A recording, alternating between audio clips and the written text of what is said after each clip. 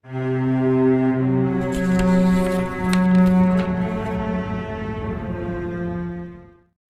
Cigarette ধরিয়ে কয়েকটা সুখ টান দিয়ে তারানাথ বলতে শুরু করলো।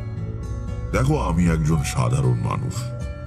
যাকে সাধক বলে আমি কিন্তু তা নই, কারণ সত্যিকারের সাধনা করবার সুযোগও আমি কোনোদিন পাইনি, পেলেও করতাম কিনা সন্দেহ।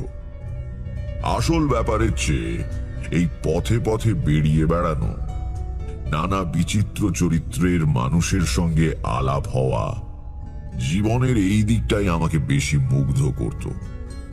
নইলে সত্যিকারের সাধনা করলে আমি অনেক দূর উঠতে পারতাম। তোমাদের এতদিন বলিনি, আমার একবার প্রকৃত তান্ত্রিক দীক্ষাও হয়েছিল। গুরুর নাম বলবো না, তার বারণ আছে। এবং আমার দীক্ষাও হয়েছিল শুভ লগ্নে। তান্ত্রিক দীক্ষা অনেক বিচার করে লগ্ন দেখে দিতে হয়। যেমন শুক্লপক্ষে দীক্ষা হয় না, কৃষ্ণপক্ষের পঞ্চমী, সপ্তমী এসব তিথি খুব ভালো। অক্ষয় তৃতীয়া বা দশহরার দিন হতে পারে, কিন্তু তন্ত্র মতে এসবের চেয়েও প্রশস্ত দিনে আমার দীক্ষা হয়। কিশোরী বলল, যেমন? আমার দীক্ষা হয়েছিল সূর্যগ্রহণের সময়। গুরু যজ্ঞ শেষ করে আমার কপালে তিলক এঁকে যখন গলায় পদ্মবীজের মালা পরিয়ে দিলেন, তখন মাথার ঠিক ওপরে সূর্যে গ্রহণ লেগে রয়েছে। গুরু আমার কাঁধে হাত রেখে বলেছিলেন, তোর উন্নতি হবে, এমন লগ্ন সবাই পায় না। উন্নতি অবশ্য কিছু হয়নি, তবে কয়েকটা ক্ষমতা পেয়েছিলাম, সে তো তোমরা জানোই। গুরু এও বলে দিয়েছিলেন, বেটা, সাধনা করলে অসীম শক্তি পাবি, কিন্তু সেই শক্তি নিজের স্বার্থে অপরের ক্ষতি করবার জন্য কাজে লাগালে সর্বনাশ হবে। তন্ত্রের এই নিয়ম, সাবধান থাকিস, পা যেন না ফসকায়। গুরুর কথা মতো চলতে পারিনি। অপরের ক্ষতি করিনি বটে, কিন্তু লোভে পড়ে আধ্যাত্মিক উন্নতির বদলে বৈষয়িক উন্নতি চেয়েছিলাম, ফলে শক্তি কমে গিয়েছে। নেহাত মধুসুন্দরী দেবী বলেছিলেন, কোনোদিন ভাত কাপড়ের জন্য ভাবতে হবে না, তাই চলে যায় একরকম করে। যাক, এসব কথা। তো একদিন বসে আছি এই বৈঠকখানা ঘরে, সময়টা সকাল। আগের দিন এক বেটা মারোয়ারিকে কোন শেয়ার ধরে রাখলে লাভ হবে বলে দিয়ে বেশ কিছু নগদ লাভ করেছিলাম। পড়তির মুখেও আমার কথায় ভরসা করে সে শেয়ার ধরে রেখে দেয়। পরের দিন মাঝরাতে বোম্বে থেকে ট্রাঙ্ক কল পাই। ওই শেয়ারের দর হঠাৎ বাড়তির দিকে। 7 দিনে কয়েক লাখ টাকা মুনাফা করে গতদিন সে এসে বেশ মোটা প্রণামী দিয়ে গেছে। মনটা বেশ ফুর্তি ফুর্তি লাগছে। এমন সময় দরজার কাছে একজন লোক এসে দাঁড়ালো। পরনে ধুতি আর টুইলের শার্ট, পায়ে পাম্প শু। বয়স আমারই মতো হবে। আমাকে দেখে লোকটা বলল, আচ্ছা, এটা কি আজ হাত দেখা হবে না। তারানাথ কার নাম? আমারই নাম। কেন, কি চাই? লোকটা কাছে এসে একটু সামনে ঝুঁকে ভালো করে আমাকে দেখে বলল, হ্যাঁ, তাই বটে, তুই তো তারানাথ। আমাকে চিনতে পারছিস না? আমি অবাক হয়ে তাকিয়ে আছি দেখে সে বলল, অবশ্য তোরই বা দোষ কি? দেখি আজকের কথা চিনতে পারলি না?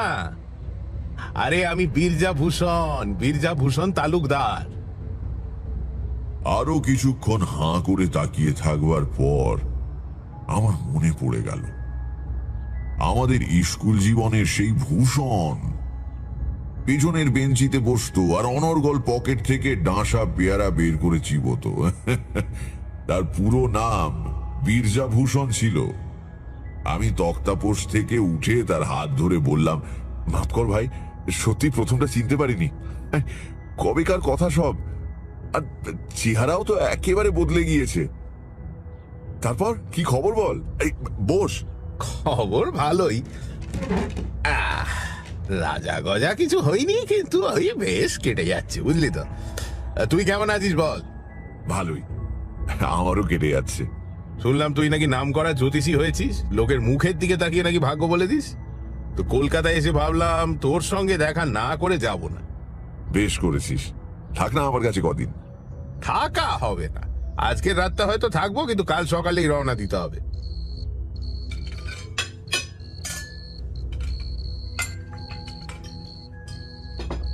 রাত্রিরে খাওয়া দাওয়া সেরে দুই বন্ধু বাইরের ঘরের চৌকিতে এসে বসলাম। ঘুম আর হলো না, ওই গল্প করতে করতেই রাত ফুরিয়ে গেল। বীরজাভূষণ কলকাতায় এসেছিল একটা মামলার তদারকি করতে। ওদের সমস্ত সম্পত্তি বাবা মারা যাবার পর দুভাগে ভাগ হয়ে গিয়েছে। এক ভাগ পেয়েছে বীরজা, অন্য ভাগ পেয়েছে তার আপন দাদা অম্বিকাভূষণ। দাদাকে পৈতৃক বাড়ি ছেড়ে দিয়ে নিজে একটু দূরে আলাদা বাড়ি তৈরি করে নিয়েছে। কিন্তু সম্প্রতি ভাগাভাগির ব্যাপারে কি একটা ত্রুটি বের করে অম্বিকাভূষণ ভাইয়ের বিরুদ্ধে মামলা শুরু করেছেন। যে সম্পত্তি নিয়ে মামলা, তার দাম 20,000 টাকার চেয়ে বেশি। কাজেই মামলা এসেছে হাইকোর্টে। এ নিয়ে অনেক দুঃখ করল বীরজা। দেখলাম ও সেই পুরনো দিনের ভালো মানুষই এখনো যায়নি। যে দাদা তার বিরুদ্ধে মামলা করেছে, তার জন্যই সে দুঃখ করছে। পরের দিন যাবার সময় বীরজা বলল, একবার আমাদের গায়ে চল না, বেরিয়ে আসতে পারবি। দেশের দিকে তো যাসনি অনেকদিন, যাবি? কথাটা ঠিক। গ্রামে আমাদের বাড়িও প্রায় ধূলিসাৎ হয়ে পড়ে রয়েছে। থাকার বা দেখাশোনা করবার কেউ নেই। কাজেই কিসে টানে আর সেখানে যাব। অবশ্য বীরজার বাড়ি আমাদের গ্রামে নয়, মধ্যে আরেকটা গ্রাম পেরিয়ে প্রায় মাইল 3 দূরের চড়ুই টিপ নামের এক গ্রাম থেকে সে পড়তে আসতো। স্কুলে পড়ার সময় মাত্র একবারই তার গ্রামে গিয়েছিলাম। এখন আর ভালো মনে পড়ে না। বললাম, আচ্ছা যাবক্ষণ, দেখি একটু সময় করে উঠতে পারলেই যাব। দেখ, ওসব ছেঁদো কথা আমায় ভোলাতে পারবি না। হ্যাঁ, সময় করে উঠতে পারলে মানে কি? তুই কি কারো চাকরি করিস? ওসব বললে চলবে না। সামনের মাসের প্রথম দিকে আমায় আবার হয়তো কলকাতায় আসতে হবে, মামলার তারিখ পড়েছে। সেদিন তোর এখানেই উঠবো। তুই আগের দিন থেকে জিনিসপত্র গুছিয়ে রাখিস, ফেরবার সময় তোকে সঙ্গে নিয়ে যাব। বেশ, তাই হবে। পরের মাসে বীরজার সঙ্গে আমাদের গ্রামের স্টেশনে গিয়ে নামলাম কত বছর পরে। সেই হারানো শৈশবের সোনালী দিনগুলো স্বপ্নের মতো মনে আসে। হায়, যা যায় তা একেবারেই যায়। স্টেশন থেকে আমাদের গ্রাম 7 মাইল আর বীরজার গ্রাম মাইল 10। স্টেশনে নেমে দেখি আমাদের জন্য গরুর গাড়ি এসে দাঁড়িয়ে রয়েছে। বীরজা ব্যবস্থা করে রেখেছিল আগে থেকে। গরুর গাড়ি চেপে অনেক বছর পরে আবার কাঁচা রাস্তা দিয়ে দুলতে দুলতে যাওয়া এত ভালো লাগছিল যে বিচার করে দেখে বুঝতে পারলাম শহরে বাস করলেও শহরকে আমি আদৌ ভালোবাসি না। গ্রাম আমার রক্তে মিশে রয়েছে। চড়ুইটিপ গ্রামটা দেখতে ভারী ভালো। গ্রামের প্রান্ত দিয়ে বয়ে যাচ্ছে ছোট্ট একটি নদী। নদীর ধারে ঝোপঝাড়। সমস্ত গ্রামে কোথাও খুব ঘন জঙ্গল না থাকলেও ছাড়া ছাড়া গাছপালা প্রচুর। 3-4টে পাকা বাড়িও চোখে পড়ল। এছাড়া সবই হয় চালাঘর, নয়তো ওই করগেট টিনের ছাদওয়ালা বাড়ি। বীরজা আর তার দাদার বাড়ি পাশাপাশি, মাঝখানে এক টুকরো জমি। পাশাপাশি, কিন্তু মুখ দেখা দেখি নেই। যে বাড়িতে বীরজা আমাকে এনে তুলল, সে বাড়ি সে নতুন করেছে।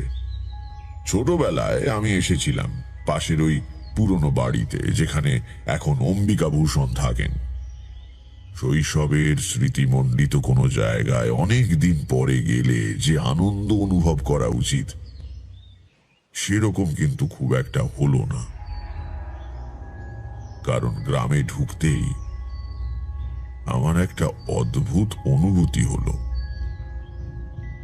তোমরা তো জানো, দেবী আমাকে কিছু অতিমানবিক ক্ষমতা দান করেছিলেন।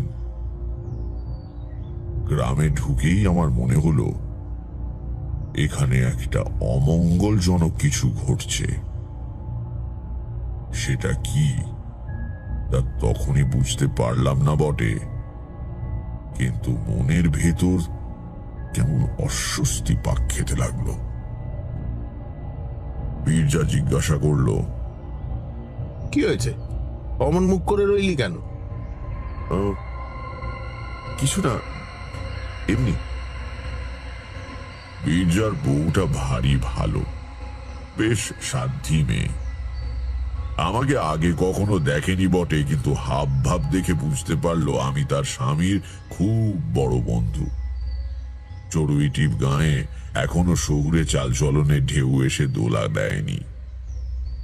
সেকালের মতো একটা জল ভর্তি গাড়ুর উপরে পাট করা গামছা এনে রেখে গেল বীরজার বউ। হাত মুখ ধুয়ে দুই বন্ধু বাইরের ঘরে তক্তা বসে বসে গল্প করতে লাগলাম। সবই আমাদের এই রঙিন হারিয়ে যাওয়া ছোটবেলার গল্প। গল্প করছি, কিন্তু পোকায় খাওয়া দাঁতের ব্যথা যেমন সর্বদা সব কাজের মধ্যে জানান দেয়, তেমনি মনের ভেতরকার অস্বস্তিটাকে কিছুতেই মুছে ফেলতে পারলাম না। বহুদিনের অভিজ্ঞতা থেকে জানি, আমার এই অনুভূতি সচরাচর ভিত্তিহীন হয় না। এই গ্রামে কোথাও একটা খারাপ কিছু ঘটছে। কি সেটা? আমি অন্যমনস্ক হয়ে যাচ্ছি দেখে বীরজা ভাবলো আমি বোধহয় ক্লান্ত। সে গল্পে ক্ষান্ত দিয়ে উঠে গিয়ে খাওয়া দাওয়ার আয়োজন কদ্দূর হলো দেখতে গেল। পরের দিন খুব ভোরে উঠে আমি আর বীরজা নদীর ধারে বেড়াতে গেলাম।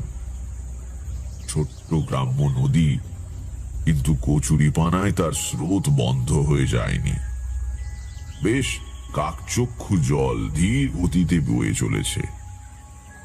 সকালের স্নিগ্ধ হাওয়ায় শরীর জুড়িয়ে যায়। একটু পরিষ্কার জায়গা দেখে দুজনে বসলাম। আমার বাঁ পাশে একটা বড় বাবলা গাছ, তার ডালপালা অনেকখানি জলের দিকে ঝুঁকে পড়েছে। গুঁড়ি থেকে কিছু উপরে এক জায়গায় তিনটে মোটা ডাল তিন দিকে বেরিয়েছে। সেখানে একটা কাকের বাসা। কাকের বাচ্চা হয়েছে বোধহয়। মা কাক বসে বাচ্চা পাহারা দিচ্ছে, আর বাবা কাক একটু বাদে বাদে কি যেন মুখে করে এনে বাচ্চাদের খাইয়ে যাচ্ছে। ওপারে চাষিরা জমিতে লাঙল দেবার উদ্যোগ করছে। গ্রামে এত সকালেই দিন শুরু হয়ে যায়, জানোই তো। শহরে অর্ধেক লোক বোধহয় তখনও বিছানা ছেড়েই ওঠে না। খোলা জায়গা, বেলা বেশি না হলেও রোদ্দুর ওঠার পর আর বসা গেল না। বীরজা বলল, চল উঠি, মমতা খাবার করে বসে আছে এতক্ষণ। ফেরবার সময় আগে পড়ে অম্বিকা ভূষণের বাড়ি। দেখলাম একজন প্রৌঢ় মানুষ, পরনে খাটো ধুতি, বেশ হৃষ্টপুষ্ট চেহারা, গলায় এক ছড়া মোটা রুদ্রাক্ষের মালা, বসে বসে তামাক খাচ্ছেন। সেদিকে না তাকিয়ে বীরজা চুপি চুপি বলল, ওই আমার দাদা। অম্বিকা ভূষণ আমাদের দিকে তাকিয়েও দেখলেন না। আমরা বাড়ির সামনে দিয়ে পার হয়ে যাবার আগেই ভেতর বাড়ি থেকে একজন লাল কাপড় পরা সন্ন্যাসী গোছের চেহারা লোক বেরিয়ে এসে অম্বিকা ভূষণের পাশে বসে একবার আমাদের দিকে তাকালো। বিশ্রী দৃষ্টি লোকটার, মাথায় সামান্য জটাও আছে। নিম্ন শ্রেণীর তন্ত্র সাধকের মতো চেহারা। জায়গাটা পার হয়ে গিয়ে জিজ্ঞাসা করলাম, এই বিজা, ওই লোকটা কে রে? বাড়ির ভেতর থেকে বেরিয়ে এলো? তোর দাদার গুরু নাকি? পেছন ফিরে একবার দেখে বীরজা বলল, না, দাদা মন্ত্র নাইনি। সাধু সন্ন্যাসী করার খুব ঝোঁক। মাঝে মাঝেই দু চারটেকে এনে পোষে। এই বেটাকে দেখছি আজ কয়েকদিন যাবত। কিছুদিন শুষে চলে যাবে আর কি। দুপুরে দুজন বৈঠকখানায় বসে কথাবার্তা বলছিলাম। বহুদিন পরে শহর থেকে বাইরে বেরিয়ে যেন হাঁপ ছেড়ে বেঁচেছি। কোলাহল নেই, লোকজনের ঝামেলা নেই। রোজ সকালে বাজার থেকে শুঁটকো তরকারি আর আধ পচা মাছ কিনে আনবার কোনো তাড়া নেই। এখানে সকাল বিকেল খুব খুব খাচ্ছি আর বৈঠকখানায় বসে তামাক খেয়ে আড্ডা দিচ্ছি। আর পরিবেশও বেশ শান্ত। বেড়াতে বেরুলে মেঠো পথ, বাঁশ ঝাড়ের নুয়ে পড়া ডগার উপরে বসে পাখির গান। মনে হয় এসব ছেড়ে এতদিন ছিলাম কি করে। কথায় কথায় হঠাৎ বীরজা বলল, তারানাথ, তুই তো আজকাল শহরে থাকিস, আমার জন্য কিছু একটা ব্যবস্থা করা যায় না? কিসের ব্যবস্থা? মানে ওসব দিকে আমার একটা চাকরি টাকরি হয় না? এসে বললাম, তুই চাকরি করবি কি রে? তোর বংশে কেউ কোনোদিন পরের কাজ করেনি। আর তাছাড়া সেরকম কারোর সঙ্গে আমার পরিচয়ও নেই। মনে হয় দাদার সঙ্গে এই মামলা আমি পেরে উঠবো না রে। যদি জিতি তাহলে সর্বশান্ত হব, তখন তো চাকরি ছাড়া আর উপায় থাকবে না ভাই।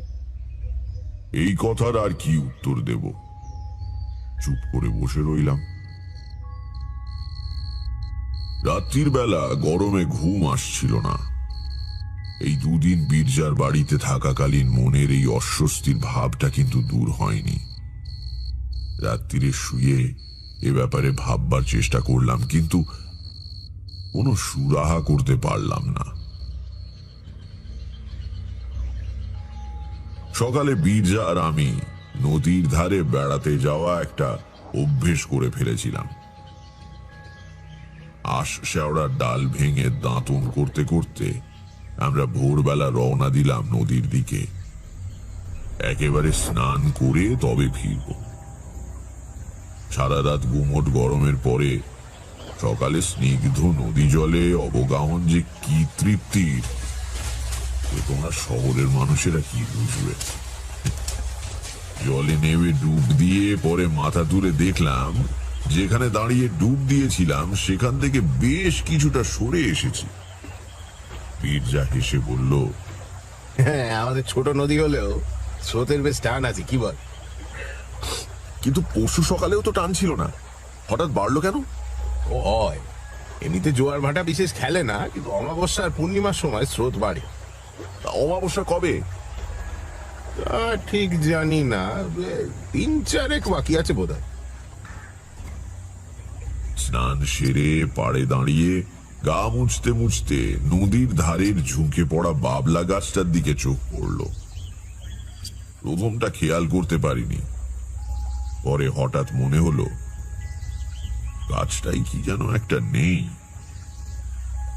একটা জায়গা যেন কেমন নেড়া নেড়া দেখাচ্ছে। কি নেই ওখানে? পরক্ষণেই বুঝতে পারলাম সেই কাকের বাসাটা। কিরে, কি হয়েছে তোর? কি দেখছিস ওদিকে? দেখ, কাকের বাসাটা আর নেই। কাকের বাসা? হ্যাঁ, কালকেও এখানে ওই ডালের তেকোনায় একটা কাকের বাসা রেখে গিয়েছি, আজ আর দেখছি না। কি হলো বলতো? কাল তো ঝড়টড় হয়নি যে পড়ে যাবে? বীরজা শুকনো কাপড় পরতে পরতে বলল, যা, ঝড়ে কখনো কাকের বাসা পড়ে? দারুণ শক্ত করে বাসা বাঁধে। অবশ্য খুব বড় ঝটকা হলে হয়তো পড়তে পারে, কিন্তু সেরকম তো হয়নি। ছাড় না, একটা কাকের বাসা নিয়ে মাথা ঘামাবার কি আছে? আয়, কি ঘটতে চলেছে জানলে কি বীরজা অত শান্তভাবে কথাগুলো বলতে পারত? এই ঘটনার পরেও কিন্তু আমি কিছু আন্দাজ করতে পারিনি, পারা সম্ভবও ছিল না। কিন্তু কখনো কখনো জীবনে আশ্চর্য অঘটনের ভিড় লেগে যায়। সকালে যার কথা খুব ভেবেছি, বিকেলে 10 বছর পরে হয়তো সেই বন্ধু এসে হাজির হলো, কিংবা হয়তো সকালে একটা তালা এবং বিকেলে সেই তালাটারই চাবি রাস্তায় কুড়িয়ে পাওয়া যায়। এর পরের দিনই সে ধরনের একটা ব্যাপার ঘটায়। আমি মনে মনে 2 আর 2 যোগ করে দিলাম। চড়ুইটিপ থেকে মাইলাস্টেক পশ্চিমে বসন্তপুর বলে একটা গ্রাম আছে। সে গ্রামের কল্যাণেশ্বর শিব খুব জাগ্রত। প্রতি বছর চড়কের সময় বড় মেলা বসে। মন্দিরও নাকি বহুদিনের পুরনো। গায়ে পোড়ামাটির কাজ রয়েছে শুনে বীরজাকে বলেছিলাম একবার দেখতে যাবার কথা। বীরজা গ্রামের আবিদ শেখকে বলে রেখেছিল পরের দিন সকালে তার ঘোড়ার গাড়ি নিয়ে আসতে। সমস্ত গ্রামে ওই আবিদেরই একমাত্র গাড়ি। মাঝে মাঝে স্টেশনে গিয়ে ভাড়া খাটে, অবসর সময় পড়ে পড়ে ঘুমোয়। সকালে তৈরি হয়ে বসে আছি, কিন্তু বেলা ক্রমে বেড়ে চলে। আবিদ শেখ আর গাড়ি নিয়ে আসে না। বীরজা বিরক্ত হয়ে বলল, ধুর, যত সব কুঁড়ে লোককে নিয়ে কারবার। এত বেলা হয়ে গেল, আজ আর রওনা হওয়া যাবে না। গেলে ফিরতে বিকেল হয়ে যাবে। নে, জামা কাপড় খুলে ভালো করে বস। এইসব বলা কওয়া হচ্ছে এমন সময় ম্লান মুখে আবিদ শেখ এসে উপস্থিত। বীরজা গেল চোটে। কেমন তোমার কাণ্ড জ্ঞান আবিদ? হ্যাঁ, সে কখন থেকে বসে আছি, আজ আর যাওয়াই হলো না। কি হয়েছিল তোমার? গাড়ি কই? আবিদ শেখ বিষণ্ণ মুখে বলল, আর বলবেন না কর্তা, সকালে উঠেই ঘোড়া জুতে গাড়ি নিয়ে আসছিলাম, কিন্তু ঘোড়া কিছুতেই গাড়ি টানবে না। কত গুঁতো গাঁথা দিলাম, তবু ঘোড়া দেখি ঠায় দাঁড়িয়ে। অনেক দিনের পোষা জানোয়ার কর্তা, কথা বললে শোনে। পরে মনে হলো ওর ঘাড়ে ব্যথা হয়েছে কোনো কারণে, গাড়ি টানতে গেলে ব্যথা লাগছে। নেমে এসে দেখি ঠিক তাই, ঘাড়ের কাছে একটা বেশ বড় কাটার দাগ। ও ঘোড়া নিয়ে আজ আর বেরোনো যাবে না কর্তা। জোর করে চালাতে গেলে মাঝপথে খেপে টেপে গিয়ে গাড়ি উল্টে দিতে পারে। ঘোড়া জখম হলো কি করে? জোয়ালে পেরেক টেরেক কিছু আছে নাকি? আগে না, সে আমি দেখেছি। তাহলে? মাথা চুলকে আবিদ শেখ বলল, আমিও তো তাই ভাবছি, কিসে ঘা খেলো জানোয়ারটা। যাকে যাও তুমি, তোমার ঘোড়া ভালো হয়ে ওটা অব্দি যদি আমার বন্ধু থাকে, তাহলে একদিন মন্দির দেখতে যাওয়া যাবে। আবিদ শেখ চলে যেতে বীরজা আমার দিকে তাকিয়ে বলল, লোকটা মিথ্যে কথা বলছে কিনা ঠিক বুঝতে পারলাম না। আবিদ এমনিতে ভালো, কিন্তু বড্ড কুঁড়ে। হয়তো আজ আর মেহনত করার ইচ্ছে নেই। ঘোড়া ফের আসতে বলে তুলে দিয়ে সারাদিন পড়ে ঘুমোবে, দেখিস। আমি তখন 2 যোগ দিচ্ছি। বললাম, না হে, লোকটা বোধহয় মিথ্যে কথা বলছে না। বীরজা একটু অবাক হলো, বলল, তার মানে তুমি ওর ভালো মানুষের মতো মুখ দেখে গলে গেলে নাকি? আবিদ কিন্তু ভয়ানক মিথ্যাবাদী। হ্যাঁ, তা হতে পারে, তবে এবার বোধহয় সত্যি কথাটাই বলছে। কি বলতে গিয়ে বীরজা থেমে গেল, একটু ইতস্তত করে বলল, হবেও বা। তোর তো আবার কি সব ক্ষমতা টমতা আছে লোকের মুখ দেখে মনের কথা বলে দেবার। আমি এই নিয়ে আর কথা বাড়ালাম না। বীরজাও চুপ করে গেল।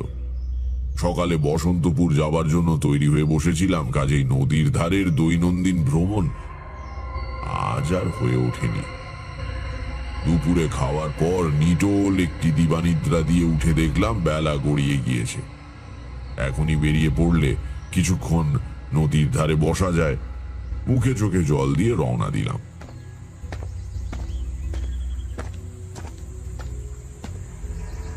গ্রামের দিকে দিন শেষের একটা সুন্দর রূপ আছে, যা শহরে তোমরা টের পাও না।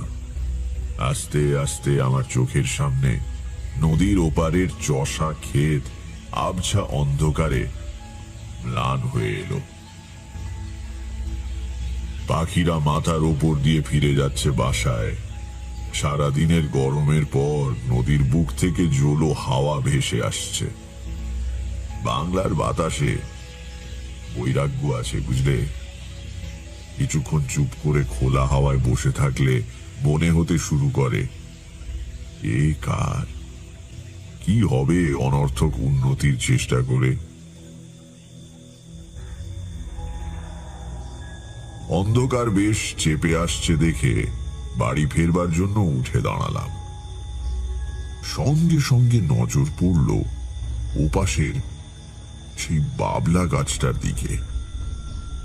গাছের নিচে একটু ঝোপ মতো, আর তার মধ্যে কি যেন নড়ছে। অস্বীকার করতে পারবো না, প্রথমে বেশ ভয়ই পেয়েছিলাম। এদিককার গ্রামে সন্ধ্যের দিকে এখনো বুনো শুয়োর বেরোয়। শখ করে হাওয়া খেতে এসে শেষে বুনো শুয়োরের হাতে পড়লাম নাকি?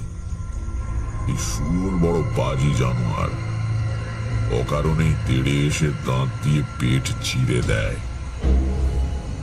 কিন্তু না, শুয়োর নয়। আমার পায়ের আওয়াজ পেতেই বোধহয় ঝোপের মধ্যে থেকে একজন উঠে দাঁড়ালো। অম্বিকা ভূষণের বাড়িতে দেখা সেই তান্ত্রিক সন্ন্যাসী। তার হাতে কতগুলো শেকড় বাকড়। লোকটা তীব্র জ্বলন্ত দৃষ্টিতে আমার দিকে তাকিয়ে রইল। তার চোখের দিকে তাকালে মনে হয় পৃথিবীতে সব আলো, হাসি, গান ফুরিয়ে গিয়েছে। যেন কাল সকালে আর সূর্য উঠবে না এবং 5 মিনিটের মধ্যে আমি মারা যাব। তোমরা হলে সেই চাউনিতেই তোমাদের হাত পা ঠান্ডা হয়ে আসতো, কিন্তু আমি তারানাথ।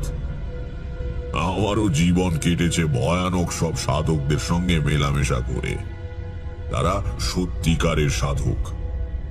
আর এই লোকটাকে দেখেই বুঝতে পারলাম এর কিছু ক্ষমতা আছে বটে, কিন্তু সে নিম্ন শ্রেণীর ক্ষতি করার ক্ষমতা। সেটা বুঝেই মনে জোর পেলাম। লোকটা আমার দিকে তাকিয়েই আছে। আমি তার চোখে চোখ রেখে বললাম, কি শ্বেত সর্ষে জোগাড় হলো? মুহূর্তের মধ্যে তার মুখে বিস্ময়, ক্রোধ ইত্যাদি কয়েকটা অভিব্যক্তি খেলে গেল। আমার দিকে এক পা এগিয়ে এসে অদ্ভুত কর্কশ গলায় বলল, তুমি কি করে জানলে? আবার বললাম, কাকের বাসা তো আগেই সংগ্রহ হয়েছে। নিম পাতা কি কালকে পাড়া হবে না পরশু? পরশুই তো অমাবস্যা, তাই না? সে কিছুক্ষণ আমার দিকে স্থির চোখে তাকিয়ে রইল। তারপর আস্তে আস্তে প্রত্যেকটি কথা গরম লোহার মতো বিধিয়ে দিয়ে বলল, তুমি জেনেছ তাহলে? তাই তোমাকে দেখে সেদিন আমি বোকা। আমারই আগে বোঝা উচিত ছিল। তারপরেই তার চোখ আবার দপ করে জ্বলে উঠল। মাথাটা সামনে ঝুঁকিয়ে সে বলল, কিন্তু বিশেষ লাভ কিছু হবে না। এক সাধকের অভিচার ক্রিয়ায় বাধা দেওয়া নিয়ম বিরুদ্ধ, জানো তো? দিয়েও সুবিধে করতে পারবে না। আমার যা করবার আমি করবই। বাধা দিলেও লাভ হবে না। আমার ক্রিয়ার ফল হবেই। দেখা যাক।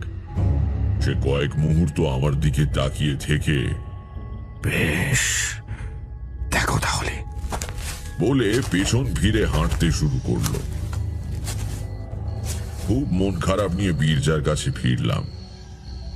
আমি নিজের অভিজ্ঞতা থেকে জানি, এসব সাধকদের ভালো করার ক্ষমতা না থাকুক, ক্ষতি করবার শক্তি কিন্তু খুবই থাকে। কিশোরী হঠাৎ জিজ্ঞেস করলো, কিন্তু আমরা যে অন্ধকারে রয়ে গেলাম, আপনি কিভাবে 2 2 4 করলেন বললেন না? তারানাথ হেসে বলল, তাও তো বটে। গল্প বলতে বলতে ভুলে গিয়েছিলাম যে তোমরা এসব ব্যাপার কিছুই জানো না। আচ্ছা বলি, শোনো। প্রথমে নদীর ধারের বাবলা গাছ থেকে কাকের বাসাটা অদৃশ্য হয়ে যাওয়াতে আমার মনের ভেতরে টনক নড়ে ওঠে। তোমাদের এই জিনিসটা ব্যাখ্যা করে বোঝাতে পারবো না। বহু অভিজ্ঞতায় শ্মশানে শ্মশানে ঘুরে একটু একটু করে এটা দাঁড়িয়ে গিয়েছে। কখনো মুন্ডমালা তন্ত্র অথবা হংস পারমেশ্বর নামে কোনো বইয়ের নাম শুনেছ? আমি বললাম, কই না তো। তারানাথ বলল, সেই বইয়ে শ্বেত বগলা নামে এক দেবীর উল্লেখ রয়েছে। তার পুজো করে তারপর উচাটন ক্রিয়া করতে হয়। কারুর ক্ষতি করবার জন্য যে তান্ত্রিক ক্রিয়া, তারই নাম উচাটন। অমাবস্যার দিন ছাড়া শ্বেত বগলার পুজো হয় না। ঘোড়া আর মোষের রক্ত মিশিয়ে কালি তৈরি করতে হয়। তারপর কাকের পালকের কলম দিয়ে যার সর্বনাশ করতে চাও তার নাম একটা নিম পাতার ওপর ওই রক্ত দিয়ে লিখতে হবে। লেখার সময় একটা মন্ত্র উচ্চারণ করতে হয়, সেটা অবশ্যই তোমাদের বলবো না। এরপর ষোড়শোপচারে শ্বেত বগলার পুজো করে হোম করতে হবে। যজ্ঞের সমিধ হচ্ছে সাধারণত বেলকাঠ বা জগডুমুরের কাঠ, কিন্তু এই যজ্ঞ করতে হয় কাকের বাসার সরু সরু কাঠি দিয়ে। প্রত্যেকটি কাঠি যজ্ঞের আগুনে দেবার আগে শ্বেত সর্ষের তেলে ভিজিয়ে নিতে হয়। পূর্ণাহুতি দেবার সময় ওই শত্রুর নাম লেখা নিম পাতাটি যজ্ঞের আগুনে দিলেই কাজ শেষ। এবার আগুন নিভে গেলে যজ্ঞকুণ্ড থেকে কিছুটা ভস্ম তুলে শত্রুর বাড়িতে নিক্ষেপ করলে কয়েকদিনের মধ্যেই তার ভয়ঙ্কর সর্বনাশ উপস্থিত হবে। উফ, কি ভয়ানক। ভয়ানকই বটে। এই জন্যেই বীরজার জন্য চিন্তিত হয়ে পড়েছিলাম।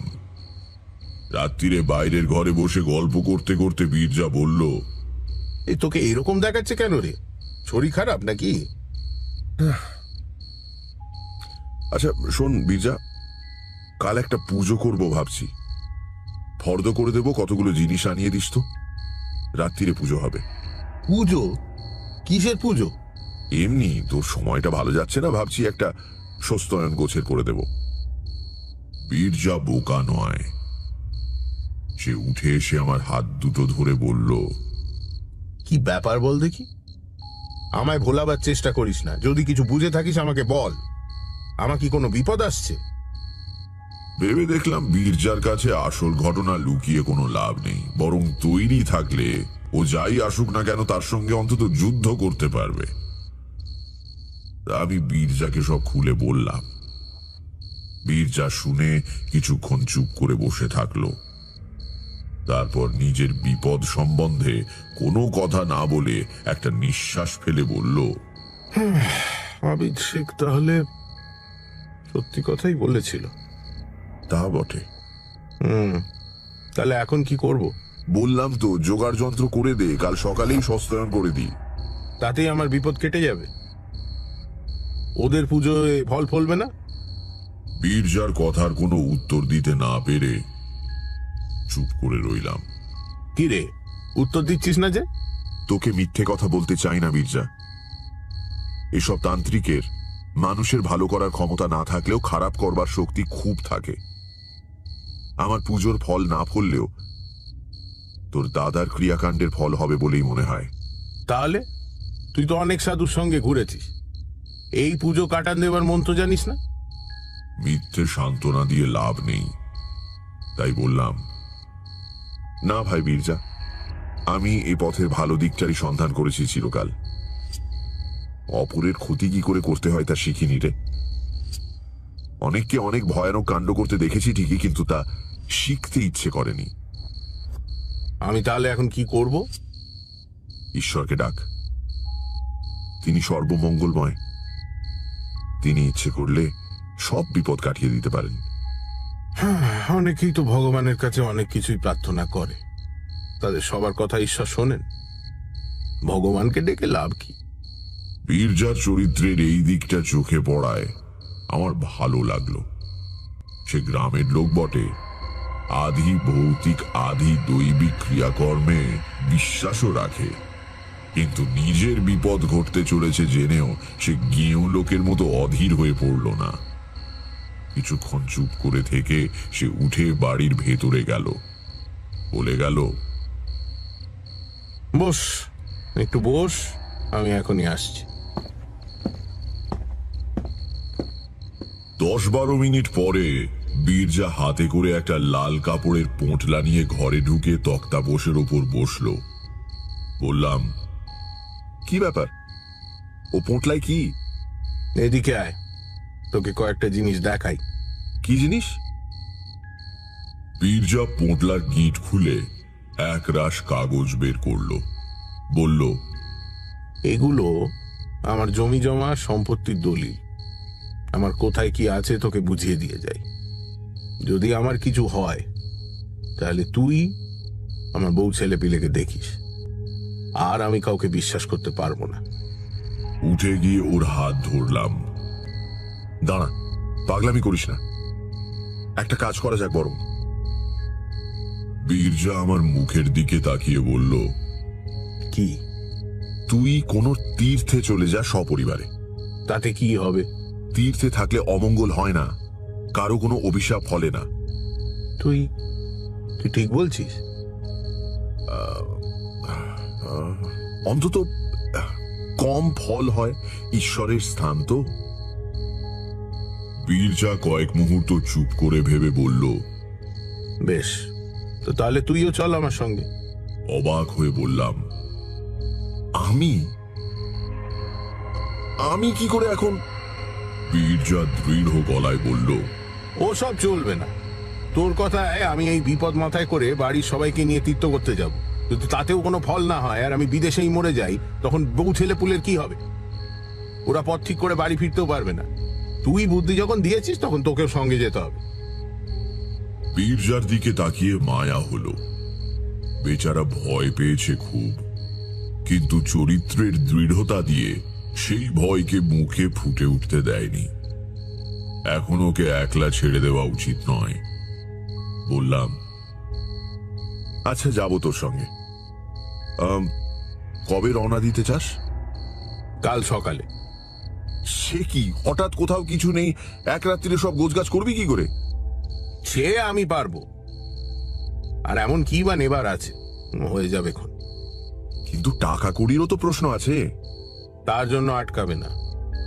এসব দেশগাঁ জায়গা, আমরা ব্যাংকে টাকা রাখি না। 2-4 টাকা যা আছে তা বাড়িতে। কালই চল। চল তাহলে। কোথায় যাবি? একটুও না ভেবে বীরজা বলল, কাশিতে। খুব দেখার ইচ্ছে ছিল, এই সুযোগে হয়ে যাবে। তারপর একটু চুপ করে থেকে আবার বলল, তারপর ধর সত্যি যদি আর না ফিরি, তাহলে হিন্দুর ছেলে কাশিতে অন্তত মরতে পারবো।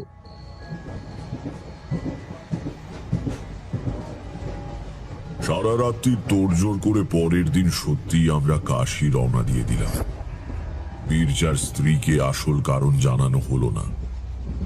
দুই বন্ধুর হঠাৎ বেড়াতে যাবার শখ হয়েছে, এই কথা তাকে বলা হলো। যাবার পথে নিবারণ রায়, বীরজার দূর সম্পর্কের মামা, তাকে ঠিকানা দিয়ে এলো বীরজা। আমার এক চেনা ভদ্রলোকের অনেক দান আছে কাশীর এক আশ্রমে। সেখানে এর আগেও বার দুই আমি উঠেছি কাশী গিয়ে। এবারেও সেখানেই থাকবো ঠিক করেছিলাম। তারই ঠিকানা। তখনও জানি না যে ঠিকানাটার সত্যিই দরকার পড়বে।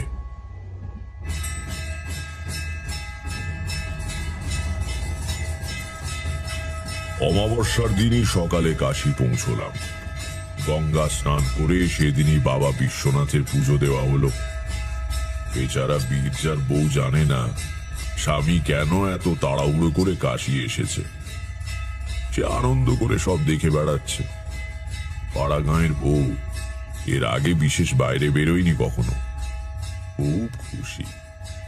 বীরজা মাঝে মাঝে কাষ্ঠ হাসি হাসছে, কিন্তু সে হাসিতে কোনো রং নেই। সেদিন রাত্রিটা আমরা দুই বন্ধু এক জায়গায় বসে প্রায় জেগেই কাটিয়ে দিলাম। কিছুই ঘটল না। এই ভয়ঙ্কর সময়টা কেটে যেতে বীরজাও যেন মনে একটু বল ফিরে পেল। পরের দিন সকালে তাকে বেশ হাসি খুশি দেখলাম। এই করে নিরুপদ্রবে আরো 3-4 দিন কেটে গেল। পঞ্চম দিনে বীরজাই আমাকে বলল, মনে হচ্ছে এই যাত্রা বেঁচে গেলাম, বুঝলি না? তীর্থস্থানের মাহাত্ম আছে, স্বীকার করতে হবে। সেদিনই বিকেলে বসে আমি আর বীরজা গল্প করছি, মাটিতে বসে তরকারি কুটছে বীরজার বউ। হঠাৎ আশ্রমের অধ্যক্ষ জ্ঞানানন্দ ঘরে ঢুকে বললেন, হঠাৎ ঢুকে পড়লাম, কিছু মনে করবেন না। অবশ্য বৌমা আমার মায়ের মতো। এই আপনাদের সঙ্গে একটু কথা ছিল যে। বললাম, আসুন আসুন, বসুন তো আগে। কি ব্যাপার বলুন। জ্ঞানানন্দ তাঁর হাতে ধরা হলুদ রঙের এক টুকরো কাগজ আমাদের দিকে বাড়িয়ে দিয়ে বললেন, বীরজাভূষণ কার নাম? একটা তার এসেছে। আশ্রমে তার এলে আমি সই করে নিয়ে পৌঁছে দিই। এই দেখুন তো কি খবর, কোনো বিপদ টিপদ নয় তো? বিপদ আর কি হবে, বীরজা তো সমস্ত পরিবার নিয়ে এখানে। তার খুলে বীরজার চোখ মুখ কেমন যেন হয়ে গেল। জিজ্ঞেস করলাম, কি হয়েছে বীরজা, কি খবর কি? বীরজা আমার দিকে তারটা বাড়িয়ে দিয়ে বলল, দাদা তার পাঠিয়েছেন, পড়ে দেখ। পড়ে দেখলাম, অম্বিকা ভূষণেরই করা তার বটে। বিশেষ কিছু লেখা নেই, শুধু বলা হয়েছে, অবিলম্বে ফিরে এসো, বাড়িতে বিপদ। বীরজার দিকে তাকিয়ে বললাম, কি বিপদ বলে মনে করিস? তা কি করে বল, কিছু তো বলা হয়নি। তাছাড়া দাদা হঠাৎ, যার জন্য এত কাণ্ড, ধুতর আমার মাথাটাই গুলিয়ে যাচ্ছে। চল ফিরি, নিশ্চয়ই কিছু গুরুতর হয়েছে, নাহলে দাদা তার করতেন না। ট্রেনে আসতে সমস্ত পথ বীরজা বলল, রক্তের টান, বুঝলি? দাদা ভুল বুঝতে পেরে আমাকে আবার ডেকেছে। আমি তার কথার উত্তর দিইনি তখন, কারণ হঠাৎ আমার মনের মধ্যে আবার সেই পুরনো অমঙ্গলের ধ্বনি বেজে উঠেছে, যেন অবিলম্বে একটা অশুভ কিছু ঘটতে চলেছে। এর ওপর বীরজাকে আর কিছু বলে ভয় দেখিয়ে লাভ নেই, কিন্তু আমি জানি কিছু একটা ঘটবেই বা ঘটছে। আমার এই অনুভূতি মিথ্যে হয় না, হলো তাই। গরুর গাড়ি নিয়ে স্টেশন থেকে একেবারে অম্বিকা ভূষণের বাড়ির সামনে গিয়ে নামা হলো। মালপত্র গাড়িতেই রেখে আমরা ঢুকলাম বাড়িতে। চারদিকে কেমন একটা থমথমে ভাব। বাইরের ঘরে কেউই নেই। বীরজা অন্দরের দিকে পা বাড়াবে এমন সময় স্বয়ং অম্বিকা ভূষণ এসে ঘরে ঢুকলেন। বীরজা নিচু হয়ে তার পায়ের ধুলো নিয়ে প্রণাম করে বলল, কি হয়েছে দাদা, তার করেছো কেন? উত্তরে অম্বিকা ভূষণ ভাইকে জড়িয়ে ধরে কেঁদে ফেললেন।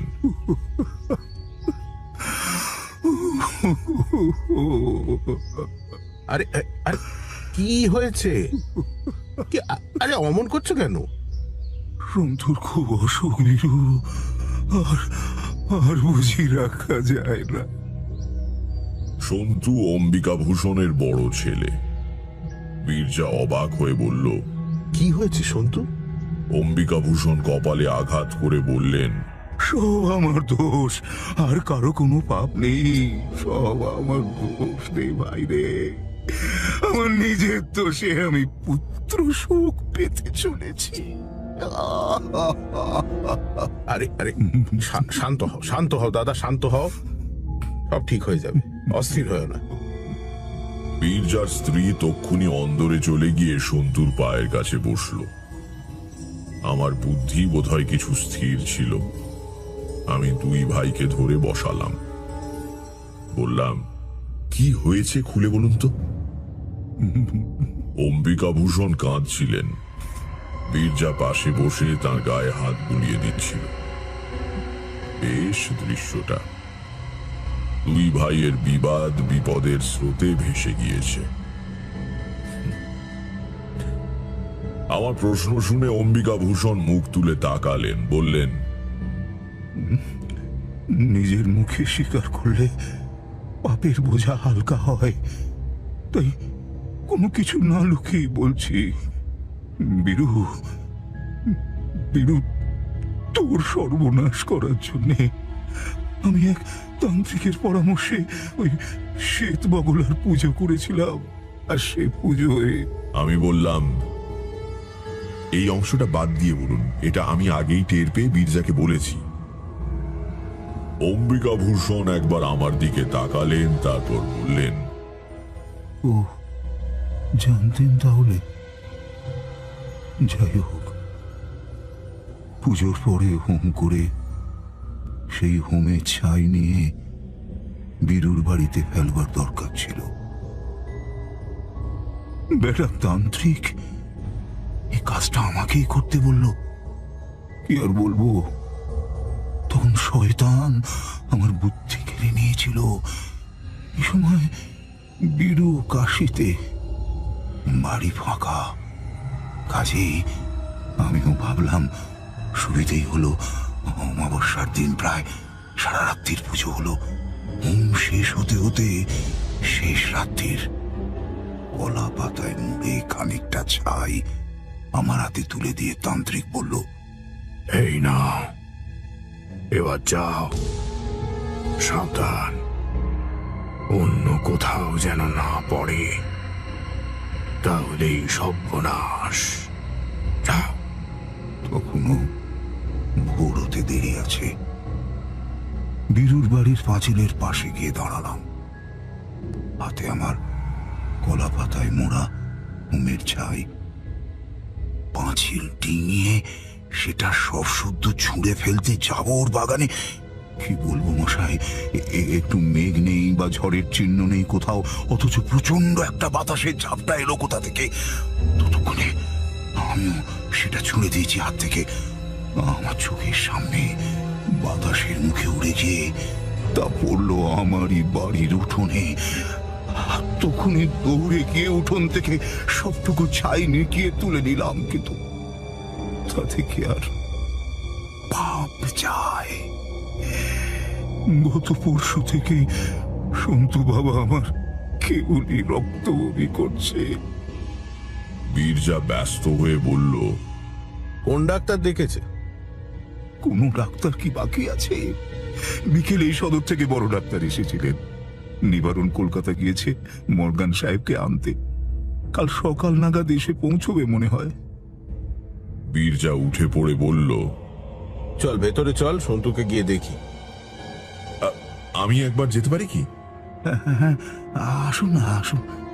তারপর বীরজার হাত দুটো ধরে বললেন, ভাই, আমি যা করবার তা করে ফেলেছি। তুই কোন রাগ পুষে রাখিসনি। তুই আমার সন্তুকে আশীর্বাদ কর।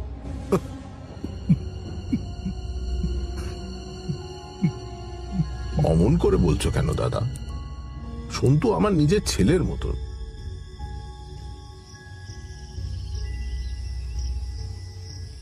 সকাল হবার আগেই নিবারণ রায় মর্গেনকে নিয়ে পৌঁছলেন। শেষ রাতে ট্রেনে এসেছেন। স্ট্যানলি মর্গান রোগী দেখে বললেন, This could be peritonitis. If it's been ruptured, then I'm afraid the boy's not going to survive. If he gets a little better, you need to bring him to Calcutta for an operation. পরের কথা তোমাদের একটু সংক্ষেপে বলি। সন্তু বেঁচে উঠেছিল। আমাদের সবার মিলিত প্রার্থনার জোরেই হোক বা অম্বিকাভূষণের অনুতাপে ঈশ্বর দয়া করার জন্যই হোক, সন্তু 3 দিনের দিনে একটু ভালো হয়ে উঠল। ডাক্তার মর্গান নিজে তার অপারেশন করেন। যে ভালো হয়ে ওঠে, 2 ভাইয়ের ঝগড়াও চিরকালের জন্য মিটে যায়।